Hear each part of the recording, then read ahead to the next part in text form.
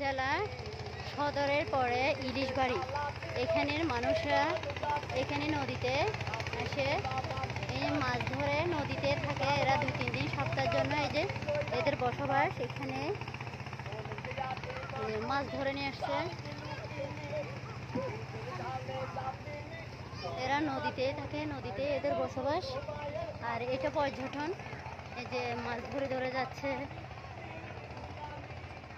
আর এখানে হলো অনেকগুলা রিসোর্ট আছে ডেকোরেশন করা।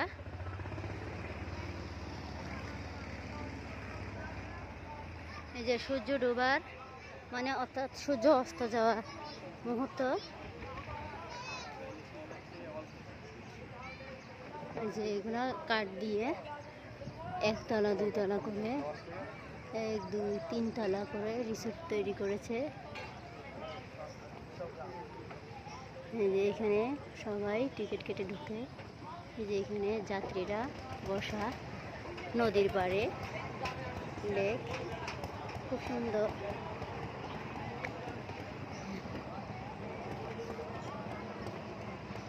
অনেক সুন্দর দৃশ্য।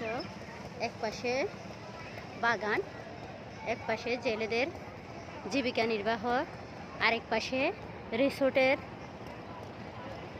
মানুষের পর্যটনের জন্য আসা যাওয়া, ভ্রমণের জন্য দিনে ছুটির দিনে সময় কাটাতে আসা। আজকে পহেলা বৈশাখে এখানে অনেক পর্যটন এসেছে। এটা একটা পর্যটন এলাকা।